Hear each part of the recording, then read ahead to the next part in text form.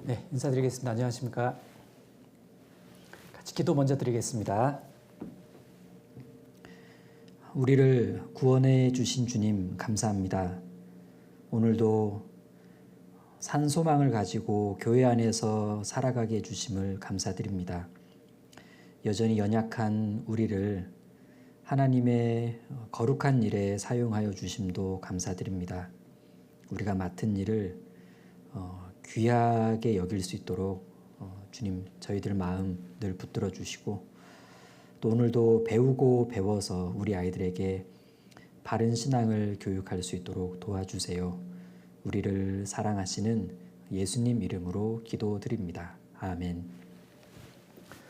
네, 이번 공과는 룻기 전체입니다. 공과 제목이 이제 룻의 믿음입니다. 한 권 자체를 공과로 다루고 있기 때문에 오늘은 조금 분량이 좀 길 것 같은데요. 참고하시기 바랍니다. 자, 시작하는 본문 룻기 1장 1절부터 5절입니다. 네, 룻기 1장 1절부터 5절. 네, 룻기 1장 1절부터 5절 제가 읽겠습니다. 사사들의 치리하던 때에 그 땅에 흉년이 드니라. 유다 베들레헴의 한 사람이 그 아내와 두 아들을 데리고 모압 지방에 가서 우거하였는데 그 사람의 이름은 엘리멜렉이요 그 아내 이름은 나오미요 그 두 아들의 이름은 말륜과 기륜이니 유다 베들레헴 에브라 사람들이더라. 그들이 모압 지방에 들어가서 거기 유하더니 나오미의 남편 엘리멜렉이 죽고 나오미와 그 두 아들이 남았으며 그들이 모압 여자 중에서 아내를 취하였는데 하나의 이름은 오르바요 하나의 이름은 룻이더라. 거기 거한 지 10년 즈음에 말론과 기륜 두 사람이 다 죽고 그 여인은 두 아들과 남편의 뒤에 남았더라. 자, 룻기의 배경은 1절에서 말씀한 것처럼 사사 시대입니다. 룻기 4장에 나와 있는 그 계보를 계산해 보면 대략 사사시대 초기다 이렇게 좀 알 수 있는데요. 그 사사시대 전체가 잿빛이라면 그 속에 룻기는 유독 아름다운 무지갯빛 같습니다. 타락의 시대에도 순수한 신앙을 지켜나간 아름다운 사람들의 이야기가 이 룻기입니다. 이스라엘 왕가에 있었던 잔잔한 감동의 이야기이기도 하고 메시아 왕권을 준비해 가시는 하나님께서 보잘것없는 여인을 들어서 사용하시는 오묘한 이야기입니다. 자, 그건 곧 보잘것없는 나를 들어서도 하나님의 계획을 이루어 가실 수 있겠구나 이런 감격을 안겨주죠. 이 룻기는 4개 장으로 비교적 짧게 구성이 되어 있는데 특징을 보면 인물들의 대화가 많아요. 약 50%가 대화입니다. 소설 형식과 비슷한데 그래서인지 룻기 안에는 인물들의 그 선택의 순간이 참 많이 등장합니다. 그래서 이렇게 읽는 이로 하여금 야, 나라면 이때 어떤 선택을 했을까 이런 걸 좀 자주 생각하게 하는 것 같아요. 한편 룻기를 읽다 보면 좀 이렇게 묵상해 봐야겠다는 생각도 들었는데 한 번은 나오미의 관점에서 룻기를 쭉 읽는 거고 또 한 번은 룻의 관점에서 룻기를 쭉 읽어보는 겁니다. 그리고 마지막으로 보아스의 관점에서 룻기를 쭉 읽어 내려가 보니까 그렇게 보니까 묵상거리가 참 풍성해지더라고요. 특히 보아스의 관점에서 읽어보니까 야, 이 보아스가 룻을 만나기 전까지 어떤 삶을 살았을까를 이렇게 상상하게 됩니다. 특히 어머니 라합으로부터 신앙을 배웠을 텐데 그런 그가 룻이라는 여인을 바라보는 관점은 분명 남들과는 달랐을 거라는 생각을 해봅니다. 그리고 룻기 전체를 나름 이렇게 한번 요약해 봤습니다. 이주, 귀향, 만남, 결혼, 그리고 족보. 흥미로운 점 하나는 룻기 1장의 이야기는 12년치의 삶이 들어가 있습니다. 나머지 2, 3, 4장이요. 1, 2년 안쪽에 일어나는 일이에요. 다행인 건 비록 이 이야기의 시작은 상실과 아픔이지만 마지막이 해피엔딩이라는 겁니다. 룻기 앞에 있는 사사기를 읽다 보면 마음이 점점 어두워지죠. 감사하게도 룻기를 읽으면 기분이 다시 좋아집니다. 사실 그 앞에 사사 시대는 어떻게 보면 방향 감각을 상실한 시대라고 볼 수 있는데 룻기를 보면 방향성을 회복한 이야기예요. 그리고 그 결과가 축복입니다. 그래서 읽는 우리에게는 희망을 줍니다. 자, 그래서 많은 사람들이 룻기를 좋아하는데 이 룻기가 에스더 성경과 더불어서 여자 이름으로 제목이 붙여진 성경이라는 독특함도 한몫하죠. 무엇보다 룻은 에스더와는 달리 이방 여인, 모압 여인임에도 불구하고 하나님의 구속사에 참여하게 되는 성경의 주인공으로 채택되었으니까 더욱 관심을 갖게 합니다. 그냥 한 여인의 미담 정도는 아니라는 겁니다. 자, 그럼 우리 초등부 친구들은 룻기를 어떻게 생각할까? 일단 룻과 롯을 헛갈려 합니다. 어른들 중에도 실수로 룻을 롯이라고 말하는 경우도 있죠. 자, 우리 그 초등부 머릿돌을 보게 되면 그 관찰 해석 영역에서는 나오미의 두 며느리가 시어머니를 통해 하나님을 알게 되었는데 그런 그들이 어떤 신앙적인 결단과 선택을 했는지를 중요하게 이렇게 묻고 있습니다. 자, 그리고 룻이 왜 그런 선택을 했고 룻의 선택으로 그녀가 얻은 축복이 무엇인지를 이렇게 묻고 답을 요구하고 있죠. 그러면서 우리도 하나님을 믿고 따르면 하나님이 주시는 축복이 있다. 이런 교훈을 주고 있습니다. 그런 다음 그 적용 영역으로 넘어가게 되면 그 한 어린이가 전도 집회를 갈까 친구 생일 잔치 갈까를 고민하는데 무엇이 올바른 선택인지를 좀 생각해 보게 하는 그 간접 경험의 기회를 만들어주고 있습니다. 그래서 우리 머릿돌은 하나님이 기뻐하시는 선택 여기에 맞춰져 있다라는 겁니다. 참고로 우리 아이들에게 룻의 이름 뜻을 알려주면 룻기를 더 좋아합니다. 룻 그녀의 이름엔 여자친구라는 귀여운 뜻이 담겨 있습니다. 그녀가 귀여운 외모를 가졌는지는 모르겠지만 그녀의 삶은 전혀 귀엽지 않았죠. 기고했습니다. 그녀는 모압 여자였습니다. 어느 날 자기네 땅으로 살러 들어온 이스라엘 사람들을 보게 되죠. 그들을 계기로 하나님에 대해서 관심을 갖고 조금씩 알아가게 되는데 그러다가 그 집안에 시집을 가게 됩니다. 그리고 얼마 후 망해가는 시댁 집안을 보게 돼요. 시아버지도 죽고 서방님도 죽고 남편마저 죽고 시어머니만 남았습니다. 이제 동서와 함께 여자 셋이 남았는데 서로 피 한 방울 안 섞인 어찌 보면 당장 남인 세 여자가 남아버렸다라는 이야기로 룻기 1장은 시작합니다. 희망이라고는 전혀 안 보이죠. 이 불행한 이야기의 시작은 그녀의 시아버지 엘리멜렉의 잘못된 선택에서부터 비롯됩니다. 1장 1절과 2절 보시면 다시 사사들의 치리하던 때에 그 땅에 흉년이 드니라. 유다 베들레헴의 한 사람이 그 아내와 두 아들을 데리고 모압 지방에 가서 우거하였는데 그 사람의 이름은 엘리멜렉이요. 네, 엘리멜렉. 그는 유다 땅에 들이닥친 흉년을 피하기 위해서 가족들을 데리고 잠시 모압 땅으로 우거하러 떠나기로 선택을 합니다. 뭐 이렇게 환경적으로는 어쩔 수 없는 선택이었는지 모르겠는데 분명한 건 잘못된 선택이었다는 얘기입니다. 이후에 벌어지는 이 가족들의 비극은 어쩔 수 없이 선택한 그 현실 모면이 가져온 슬픈 결과였다. 이렇게 정리해 볼 수 있죠. 1절을 다시 보면 사사들의 치리하던 때에 그 땅에 흉년이 드니라.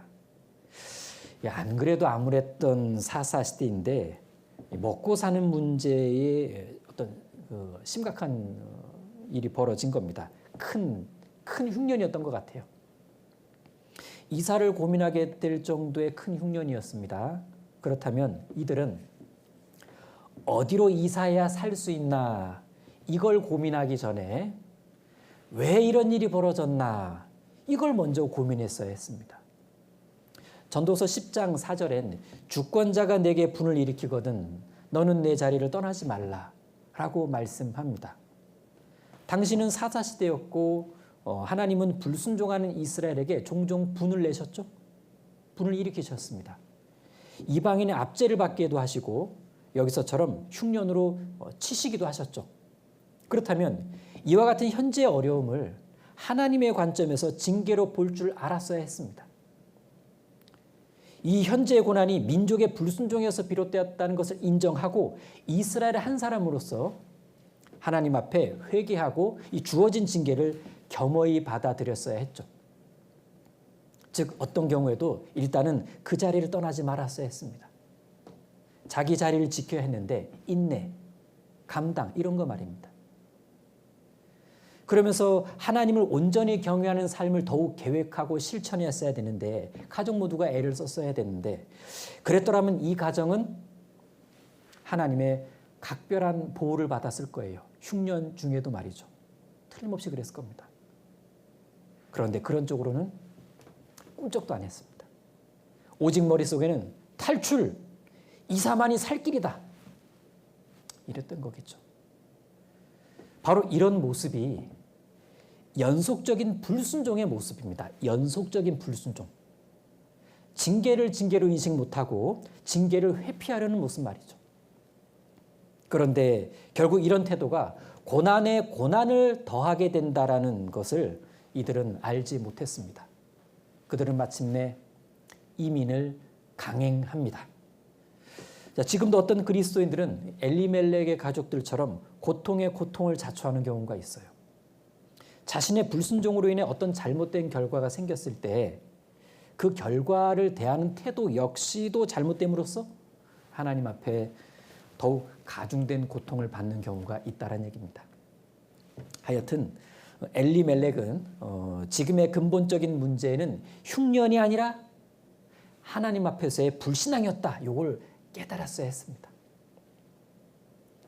그들은 이사갈 궁리를 할 것이 아니라 어떻게든 지금 상황에서 어떻게 하면 하나님과의 관계를 개선할 수 있을지에 대해서 좀 가족 회의도 하고 좀 가정 교제를 진지하게 나눴어야 했을 겁니다.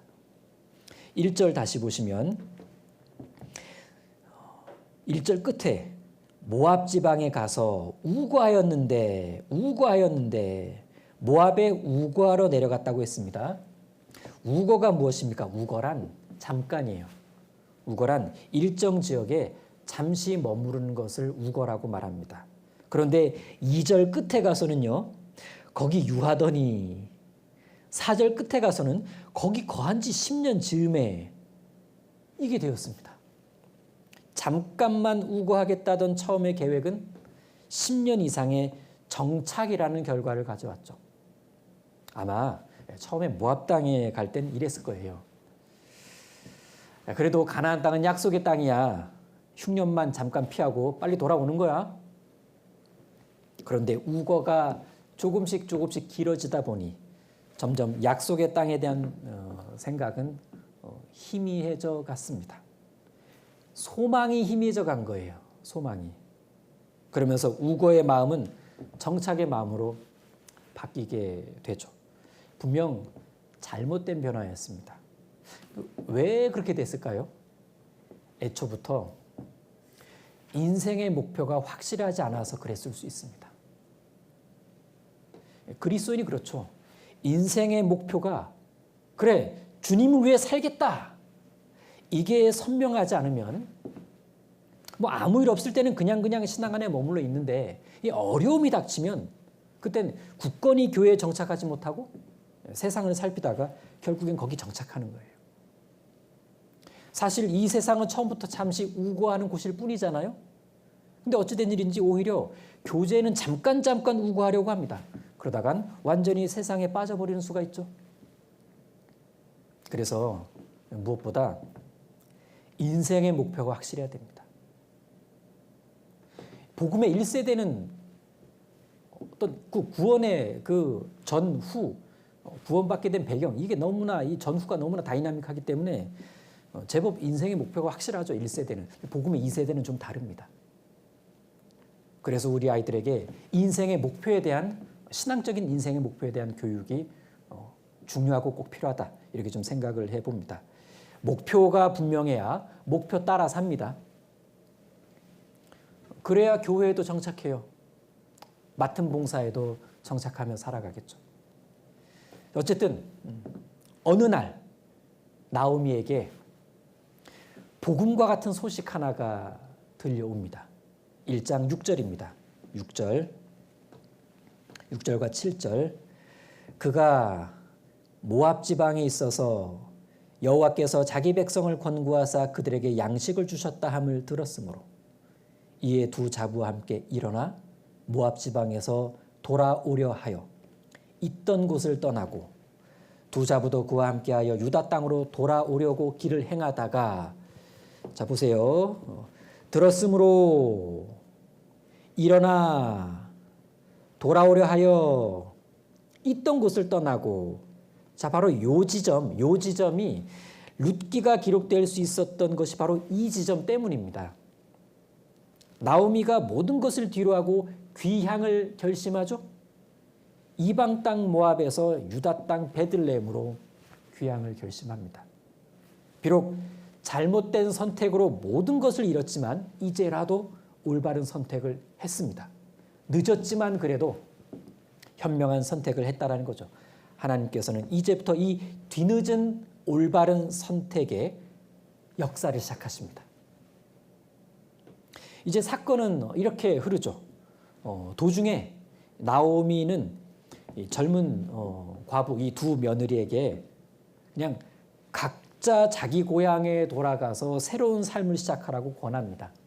진심이었을 거예요. 나오미는 하나님이 자기를 치신 것은 자기가 감당할 수 있으나 며느리들까지 이런 신세가 된다는 것에 대해서는 견디기 힘들어했습니다. 이렇게 헤어지기 싫어하는 며느리들을 끌어안고 그 자리가 이제 눈물바다가 돼요. 결국 며느리 오르바는 시어머니의 강권대로 고향으로 돌아갔고, 룻은 오히려 더욱 확고한 태도를 보이는데 룻이 어떤 믿음을 가진 사람인지를 알 수 있게 하는 대목입니다. 16절이죠. 1장 16절. 룻이 가로되 나로 어머니를 떠나며 어머니를 따르지 말고 돌아가라 강권하지 마옵소서. 어머니께서 가시는 곳에 나도 가고 어머니께서 유숙하시는 곳에서 나도 유숙하겠나이다. 어머니의 백성이 나의 백성이 되고 어머니의 하나님이 나의 하나님이 되시리니. 자, 중요한 부분. 돌아가라 강권하지 마옵소서. 나도 유숙하겠나이다. 어머니의 하나님이 나의 하나님이 되시리니. 뭐 사실 요즘 분위기하고는 좀 안 맞는 장면 같죠. 요즘 시대에 시어머니가 며느리 보고 얘야 너 나 따라 고향 내려가서 살래? 그럼 며느리가 뭐라 그러겠어요? 아이고 어머니 됐어요. 어머니만 가세요. 제가 거길 왜 갑니까? 뭐 이러지 않을까요? 아무튼 두 며느리 다 나오미 가정에서 하나님에 대해 알게 된 건 맞아요.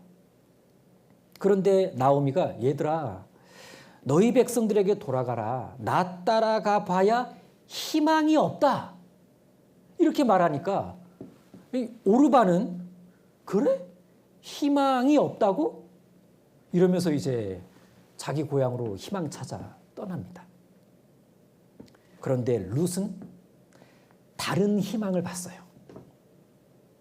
그게 룻의 믿음입니다. 그녀는 현실의 희망에 기대하기보다는 하나님 자체를 희망으로 봤어요. 그래서 어머니를 떠나게 되면 자기 희망도 멀리 사라질까 봐 그게 두려웠던 거죠. 그래서 어머니를 꼭 붙들기로 합니다. 그게 희망의 하나님을 붙잡는 일이었던 거예요. 그래서 16절 끝에서 이렇게 말하죠.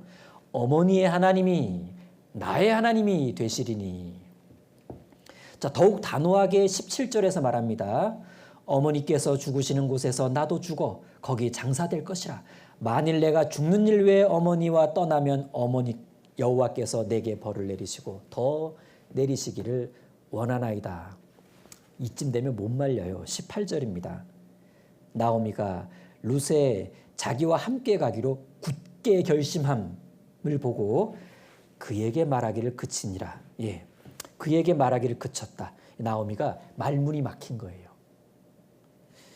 자, 여기서 룻의 이 굳게 결심함, 요게 이제 우리에게 감동을 주는데, 근데 오르바는요, 오르바 15절 보세요. 15절에 나오미가 또 가로되 보라 내 동서는 그 백성과 그 신에게로 돌아가나니 너도 동서를 따라 돌아가라.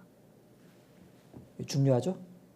백성과 그 신에게 돌아갔다. 오르바가 단순히 자기 백성에게 돌아간 것이 아니라 그들의 신에게로 돌아갔다고 말씀하고 있습니다. 하나님을 버린 거예요. 즉 신앙의 선택도 포함되어 있었다는 거죠. 그래서 오르바의 선택은 합당치 않았다는 얘기입니다. 그녀가 자기 백성에게 돌아갔다는 건 결국은 육신의 정욕으로 인해서 그동안 배웠던 하나님을 포기한 거다, 이렇게 말할 수도 있습니다. 한편 룻 역시도 이건 잘 알고 있었어요. 자기 고국인 모압을 떠나 이스라엘로 가게 되면 거기서는 자기가 이방인이니까 미래는 불안할 수밖에 없고 뭐 결혼할 희망은 없는 것도 사실이고 인생 중엔 소망 없는 장래를 각오해야 된다는 것도 잘 알았습니다. 그걸 알고 나오미를 따른 겁니다. 그런 그녀의 마음을 표현한 것이 이 16절 중간에 이렇게 나오죠. 나도 유숙하겠나이다. 나도 유숙하겠나이다. 자, 이 유숙하다 이 단어의 뜻은 불편한 상태로 밤을 지낸다라는 뜻입니다. 유숙하겠나이다. 불편한 상태로 밤을 지내겠습니다. 이런 거겠죠. 어머니, 타향에서의 제 인생 늘 밤일 거라는 거 잘 압니다. 재혼은 고사하고 온갖 눈총과 비난, 굶주림이 기다리고 있을 거라는 거 저도 잘 압니다. 예, 저는 그런 불편한 상태로 밤을 지낼 겁니다. 오늘 밤뿐만 아니라 앞으로의 밤에도 그럴 각오가 되어 있습니다, 어머니. 왜냐하면 그 밤에도 하나님은 계시잖아요. 어머니와 함께 있는 한 저도 하나님과 가까이 할 수 있잖아요. 가까이 할 수가 있지 않습니까? 그러니 어머니와 같이 갈 수만 있다면 나도 유숙하겠나이다. 참으로 감동적인 장면이 아닐 수 없습니다. 결국 룻의 믿음은 이후에도 시어머니에 대한 지속적인 헌신으로 입증이 돼요. 이렇게 룻은 시어머니가 돌아가라 하니까 돌아가라 강권하지 마옵소서, 나도 가고 나도 유숙하겠나이다, 이렇게 말했는데 우리는 어떻습니까? 예를 들어서 이제 주임 선생님이나 부장 선생님이 그 선생님 오늘 선생님 컨디션 안 좋아 보이는데 오늘은 교사 모임 빠지시고 일찍 귀가하세요. 돌아가세요. 그럴 때 우리 선생님은 어떻게 하십니까? 항상 이러시잖아요. 부장 선생님, 돌아가라 강권하지 마옵소서. 나도 선생님들과 함께 유숙하겠나이다. 나도 유숙하겠나이다. 이런 각오할 줄 아는 그리스도인의 대답을 하시지 않습니까? 무엇보다 그건 동료들 앞에서 동역자들과 동고동락하겠다라는 연합의 간증입니다. 이제 베들레헴으로 돌아온 나오미는 자신을 기억하는 사람들 앞에서 이렇게 고백합니다. 1장 19절. 이에 그 두 사람이 행하여 베들레헴까지 이르니라. 베들레헴에 이를 때 온 성읍이 그들을 인하여 떠들며 이르기를 이가 나오미냐 하는지라. 나오미가 그들에게 이르되 나를 나오미라 칭하지 말고 말하라 칭하라. 이는 전능자가 나를 심히 괴롭게 하셨음이니라. 내가 풍족하게 나갔더니 여호와께서 나로 비어 돌아오게 하셨느니라. 여호와께서 나를 징벌하셨고 전능자가 나를 괴롭게 하셨거늘 너희가 어찌 나를 나오미라 칭하느뇨 하니라. 보세요. 나오미는요, 자기에게 일어났던 모든 문제들을 자신과 하나님의 관계로 해석했습니다. 이게 신앙이에요. 이는 철저히 하나님의 주권을 믿는 신앙적인 태도죠. 나오미는 신앙의 큰 발전을 이룬 겁니다. 이렇게 해서 룻기 1장은 막을 내리죠. 이제 2장에서는 드디어 룻과 보아스의 극적인 만남이 소개되어 있는데 2장 1절 보시면 5절까지 제가 읽겠습니다. 나오미의 남편 엘리멜렉의 친족 중 유력한 자가 있으니 이름은 보아스더라. 모압 여인 룻이 나오미에게 이르되 나로 밭에 가게 하소서. 내가 네게 은혜를 입으면 그를 따라서 이삭을 줍겠나이다. 나오미가 그에게 이르되 내 따라 갈지어다 하매 룻이 가서 베는 자를 따라 밭에서 이삭을 줍는데 우연히 엘리멜렉의 친족 보아스에게 속한 밭에 이른지라. 마침 보아스가 베들레헴에서부터 와서 베는 자들에게 이르되 여호와께서 너희가 함께 하시기를 원하노라. 그들이 대답하되 여호와께서 당신에게 복 주시기를 원하나이다. 보아스가 베는 자들을 거느린 사환에게 이르되 이는 네 소녀냐. 야, 여기까지 읽고 나면 엄청 흥분되고 긴장되지 않습니까? 저만 그런가요? 아무튼 여기 2절을 보면 2절 룻을요, 모압 여인 룻 이렇게 시작하고 있습니다. 사실 모압 여인 룻, 모압 이방 여인이 유대의 농경지에 들어가서 이스라엘 사람들과 뒤섞여 이삭 줍기를 하겠다는 건데 이게 쉽지 않은 일이에요. 그리고 이 일은 시어머니 나오미의 권유로 말미암은 것이 아니라 순전히 룻 자신이 간절히 원한 일입니다. 사서 고생을 한 거예요. 이게 이제 시어머니에 대한 어느 정도의 헌신이었는가를 우리에게 이제 알게 해주는데 바로 이런 부분들이 시어머니와 함께하겠다는 룻의 신앙적인 결단이 이게 일시적 충동은 아니었구나라는 걸 말해줍니다. 이번엔 지금 읽은 본문 안에서 하나님께서 독점적으로 사용하시는 단어 둘을 찾아보겠는데 3절에 우연히 찾으셨죠? 4절 시작에 마침, 우연히 그리고 마침, 우연히 마침 이 둘을 합치면 섭리입니다. 섭리, 하나님의 섭리. 하나님께서 이 상황을 인도해 가고 계셨다는 얘기입니다. 왜? 축복 주시려고. 이제 보아스는 그녀가 나오미의 며느리라는 것을 듣고는 호의를 베풉니다. 그러자 그녀가 의아해하면서 이렇게 말하죠. 2장 10절 룻이 땅에 엎드려 절하며 그에게 이르되 나는 이방 여인이오늘 당신이 어찌하여 내게 은혜를 베푸시며 나를 돌아보시나이까. 보아스가 그에게 대답하여 가로되 내 남편이 죽은 후로 내가 시모에게 행한 모든 것과 내 부모와 고국을 떠나 전에 알지 못하던 백성에게로 온 일이 내게 분명히 들렸느니라.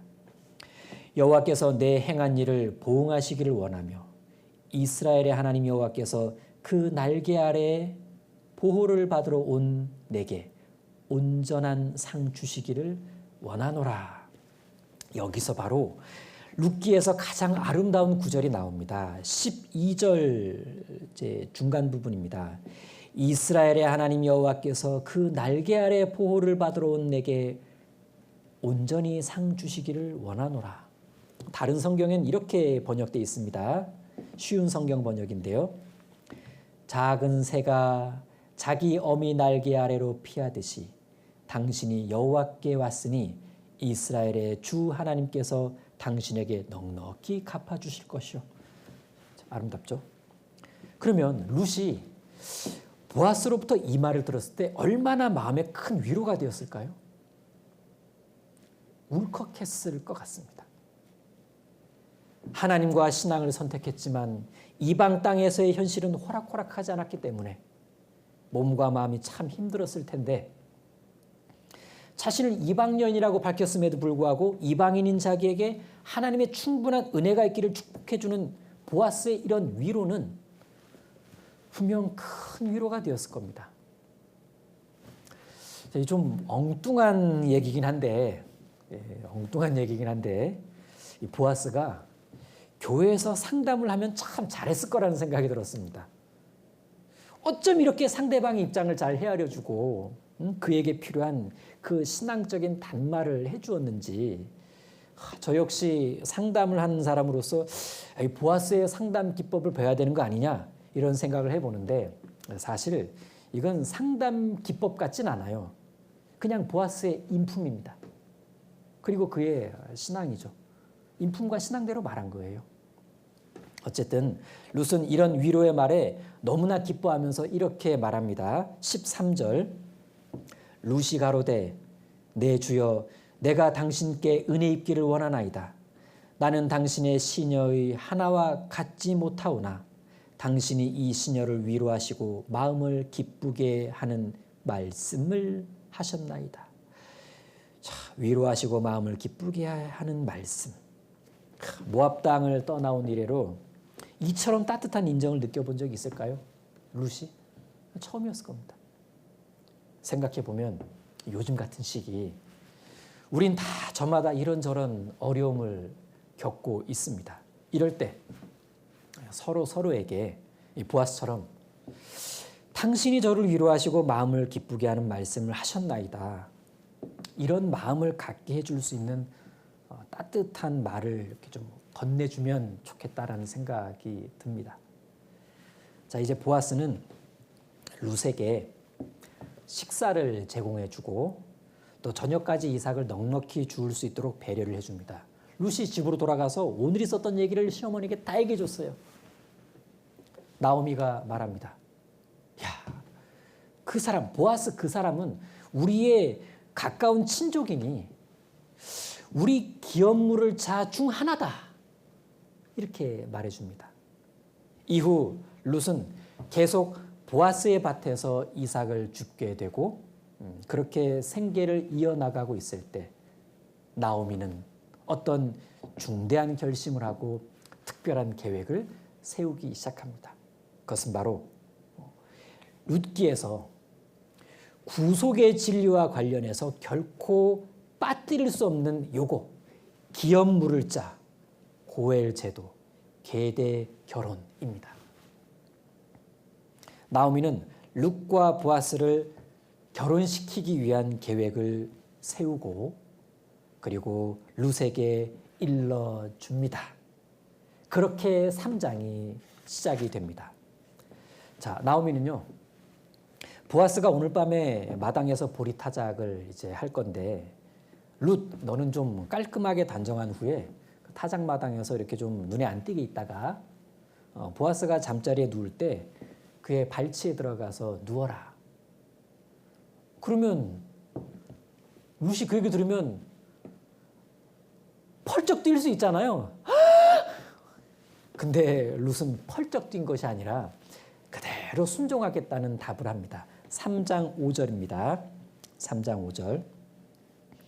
룻이 시므에게 이르되 어머니의 말씀대로 내가 다 행하리이다 하니라. 이제 룻과 보아스가 한밤중에 침실에서 은밀한 만남을 갖게 됩니다. 보아스는 깜짝 놀라는데 3장 8절, 밤중에 그 사람이 놀라 몸을 돌이켜 본즉 한 여인이 자기 발이 있는 쪽에 누웠는지라. 가로되 내가 누구뇨? 대답하되 나는 당신의 시녀 룻이오니 당신의 옷자락으로 시녀를 덮으소서. 당신은 우리 기업을 물을 자가 됨이니이다. 요 끝에 당신의 옷자락으로 시녀를 덮으소서. 당신은 우리 기업을 물을 자가 됨이니이다. 이게 결국 청혼의 뜻을 밝힌 거예요. 자, 그러면 생각해 보세요. 룻이 이렇게까지 하기가 쉬웠을까요? 아닙니다. 보아스의 말대로 룻은 현숙한 여인이었어요. 신앙과 더불어 정조를 중요시 여긴 여인이었습니다. 그런데 한밤중에 웬 남자의 침실로 찾아가 저와 결혼해 주세요? 이게 쉬울까요? 아니죠. 자, 이렇게 한 룻도 대단하지만 이런 파격적인 행동을 한 룻을 이해한 보아스도 대단해요. 그는 룻의 행동을 충분히 이해했습니다. 그리고 그녀의 청혼을 수락하죠. 그건 그녀의 됨됨이와 현숙함을 보아스가 일찍부터 잘 알고 있었기 때문에 그렇습니다. 쉽게 말해 마음에 들어하고 있었던 거예요. 다만 한 가지 문제가 있었습니다. 이 역시 고엘 제도, 기업 물을 자에 관한 것이었습니다. 보아스보다 순번이 빠른 사람이 있었어요. 그의 권리 포기가 필요했습니다. 자, 이제 드디어 고엘 제도, 기업 물을 자 또는 계대 결혼에 대해서 자세히 살펴볼 때가 왔는데, 일단 여기 3장 9절에 기업 물을 자를 다른 번역본에서는 어떻게 번역했는지 보면, 당신은 저희 가족의 땅을 사서 돌려주실 분입니다. 이렇게 번역을 했거든요. 예, 기업 물을 자는 쉽게 말해서 되찾아주는 사람입니다. 잃어버린 것을 되찾아주는 사람. 뭐 그게 재산이든 신분이든 생명이든 이런 거. 자, 이 기업 물을 자, 기업 물을 자니까 사람이죠. 기업 물을 자를 고엘이라 그럽니다. 고엘. 그러니까 고엘은 어떤 사람인 거예요. 이 고엘은 가족법과 관련된 용어예요. 가족법과 관련된 용어. 고엘은 어려움에 처한 친족을 구해내는 사람입니다. 어려움에 처한 친족을 구해내는 사람 고엘. 이스라엘은 혈연 중심의 공동체 사회였기 때문에 그 공동체의 결속과 존속을 위해서 친족 간에는 서로 돕고 돕는 권리와 의무를 제도로 만들었는데 이것이 고엘 제도입니다. 고엘, 친족으로서의 역할을 하다라는 뜻을 가지고 있죠. 이런 제도는 어떻게 보면 이렇게 일종의 상호 보완 제도라고, 상호 보호 제도라고 말할 수 있죠. 이제 이 고엘 위치에 있는 사람은 위기에 처한 자기 친족을 이렇게 도와줘야 됩니다. 첫 번째, 그들의 재산을 보호해 줘야 돼요. 어떻게? 그들이 팔았던 또는 팔려는 토지를 대신 사서 줘야 돼요. 두 번째, 종으로 팔린 친족이 있다면 보호해 줘야 되는데 어떻게? 값을 지불해 주고 해방시켜 줘야 됩니다. 자, 세 번째, 생명을 보호해 줘야 되는데 어떻게 해요?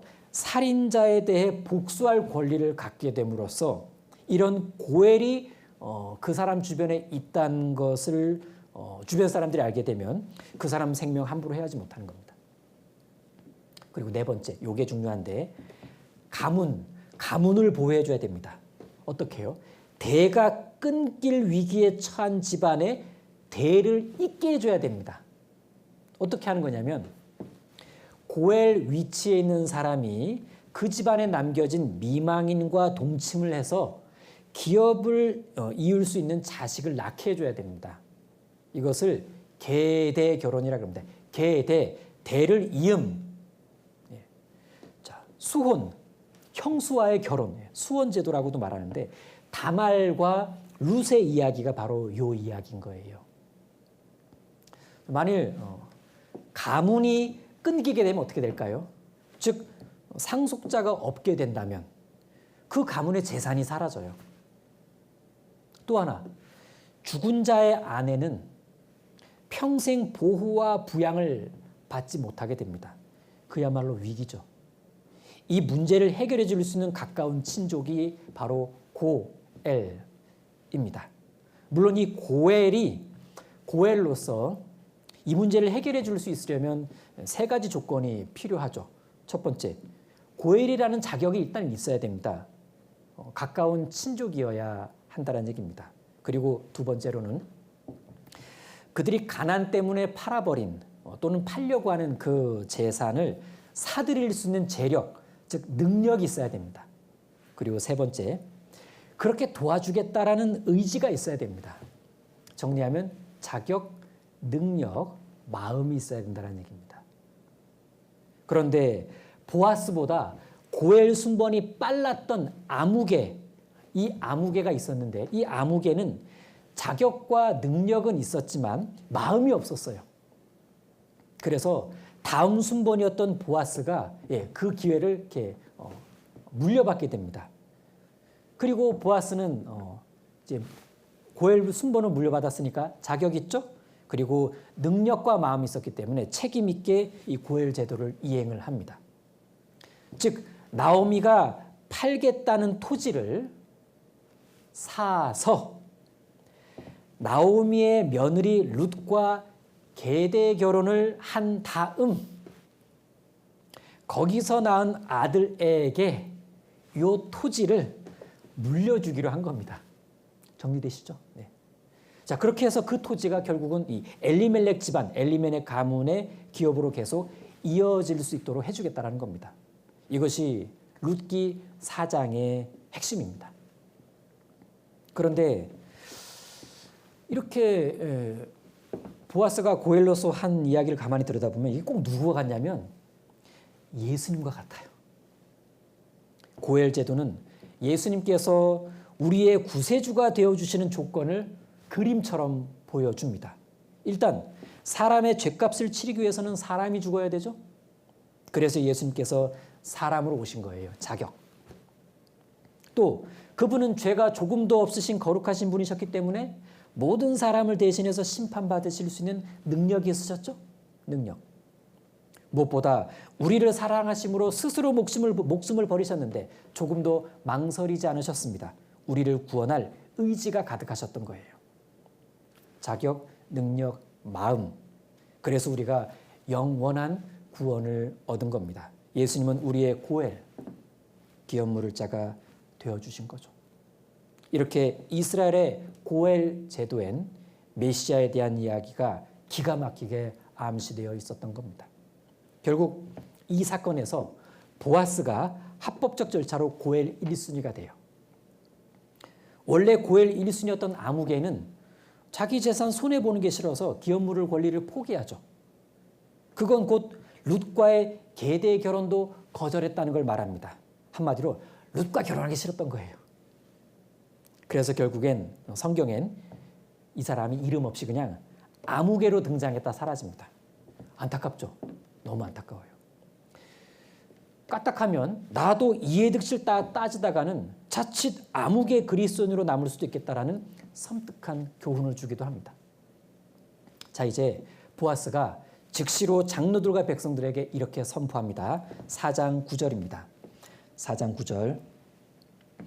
보아스가 장로들과 모든 백성에게 이르되 내가 엘리멜렉과 기련과 말론에게 있던 모든 것을 나오미의 손에서 산 이래 너희가 오늘날 증인이 되었고 또 말론의 아내 모압 여인 룻을 사서 나의 아내로 취하고 그 죽은 자의 기업을 그 이름으로 있게 하여 그 이름이 그 형제의 중과 그곳 성문에서 끊어지지 않게 하매 너희가 오늘날의 증인이 되었느니라.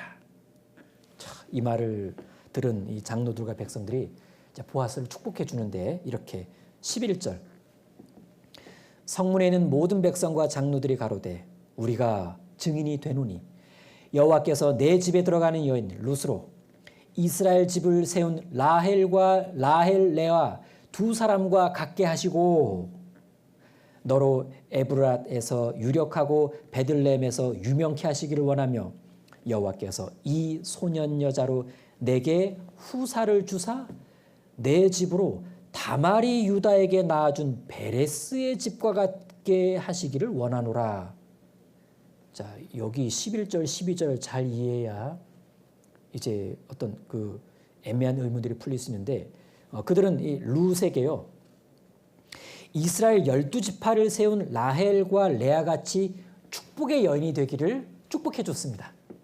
자, 그리고 유다의 며느리 유다와 다말 사이에서 그 계대 결혼을 통해 낳은 베레스가 유다 가문의 번성을 이룬 것처럼 룻과 보아스 사이에서 계대 결혼으로 태어날 아이가 보아스 가문의 번성을 이루길 바란다. 이렇게 축복해 준 겁니다. 그렇게 해서 오벳이 태어나게 되는데, 그리하여 나오미는 자기 가문의 재산을 회복하게 됩니다. 뿐만 아니라 엘리멜렉 가문은 룻과 보아스 사이에서 태어난 오벳으로 대를 이어가게 되는데, 13절, 이에 보아스가 룻을 취하여 아내로 삼고 그와 동침하였더니 여호와께서 그로 잉태케 하심으로 그가 아들을 낳은지라. 뒤에 오벳이라고 소개됩니다. 14절, 여인들이 나오미에게 이르되 찬송할지로다. 여호와께서 오늘날 내게 기업 물을 자가 없게 아니하셨도다. 이 아이의 이름이 이스라엘 중에 유명하게 되기를 원하노라. 그리고 14절 끝에 여기 이 아이의 이름이 이스라엘 중에 유명하게 되기를 원하노라. 예, 이 아이의 이름이 어떻게 유명해졌냐면 17절부터 22절입니다. 끝이죠? 17절. 그 이웃 여인들이 그에게 이름을 주되 나오미가 아들을 낳았다 하여 그 이름을 오벳이라 하였는데 그는 다윗의 아비인 이새의 아비였더라. 여기 중요합니다. 베레스의 세계는 이러하니라. 베레스는 헤스론을 낳았고 헤스론은 람을 낳았고 람은 암미나답을 낳았고 암미나답은 나손을 낳았고 나손은 살몬을 낳았고 살몬은 보아스를 낳았고 보아스는 오벳을 낳았고 오벳은 이새를 낳았고 이새는 다윗을 낳았더라. 자, 이 오벳, 그는 궁극적으로는 다윗의 계보, 그리스도의 계보에 오름으로 그 이름이 유명해집니다. 자, 그럼 방금 제가 9절부터 22절을 쭉 말씀드렸는데, 그럼 이제 눈치채신 분이 계실 겁니다. 이런 의문을 제기할 수 있습니다. 저도 꽤나 고민했던 의문인데, 자, 과연 오벳은 누구 아들인가? 오벳은 누구 아들인가? 계대 결혼으로 태어났으니까 말론의 아들? 말론의 아들? 아니면 그래도 보아스 씨로 태어났으니까 보아스 아들? 아니면 분명 오벳으로 엘리멜렉 가문을 잇게 되었다고 했으니까 엘리멜렉 후손? 말론의 아들? 아니면 여기 21절에서는 보아스가 오벳을 낳았다고 족보를 소개하고 있으니까 보아스의 후손? 보아스의 아들? 궁금, 복잡, 애매, 혼란. 자, 18절에서 소개한 베레스의 세계, 베레스가 답을 줄 수 있을 것 같습니다. 자, 베레스는 잠깐 말씀드린 며느리 다말과 시아버지 유다 사이에서 태어났습니다. 창세기에 나오죠. 이렇게 태어난 베레스는 일단 법적으로 보면 다말이 계대 결혼을 근거로 해서 얻은 아들이기 때문에 다말의 죽은 남편 엘의 후손이 됩니다. 하지만 혈통적으로 보면 유다의 씨로 태어났기 때문에 그냥 바로 유다의 아들이 돼요.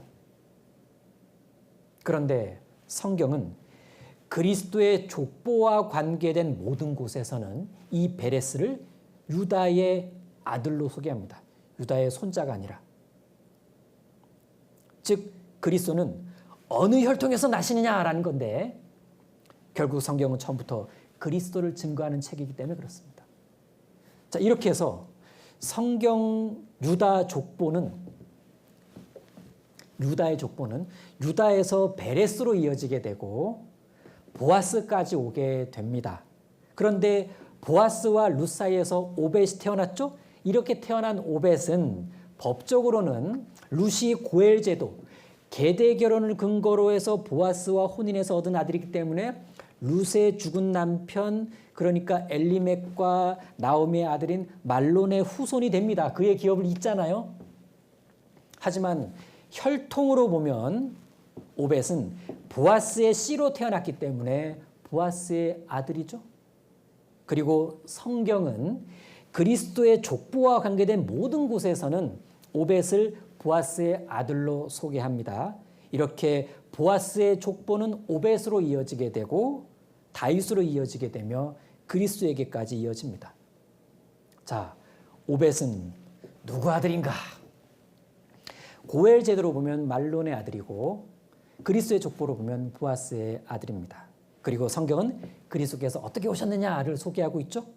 아브라함의 후손으로 오리라, 유다의 후손으로 오리라, 다윗의 후손으로 오리라. 그 약속대로 오신 그리스도의 신령한 족보를 소개하고 있는 것이 성경입니다. 그래서 룻기 마지막도 그렇게 족보가 소개되고 있는 거고요. 자, 참고로 3, 4학년 머리 또래 말론의 족보와 보아스의 족보가 룻이라는 믿음의 여인을 통해 합쳐지는 것을 주목해 보게 되면 말론의 족보, 보아스의 족보가 룻으로 통합이 돼서 내려옵니다. 자, 이걸 주목해 본다면 오늘 공과에서 더욱 감동을 받을 수 있지 않을까 생각해 봅니다. 기도하고 마치겠습니다. 하나님 감사합니다. 룻의 믿음에 대해 깊이 상고해 볼 수 있는 시간 주셔서 감사드립니다. 놀라운 그리스도의 계보가 섬세하게 담겨진 룻기를 배울 수 있게 도와주셔서 감사드리고 모쪼록 우리 선생님들 룻기를 더욱 묵상해서 마음속에 룻이 전하고 싶어하는 믿음의 신앙 간증을 들을 수 있는 열린 귀도 주시고 또 우리 아이들에게 룻의 믿음을 잘 소개해 줄 수 있는 지혜의 입술 주시기를 간구드립니다. 우리를 사랑하시는 예수님 이름으로 기도드립니다. 아멘.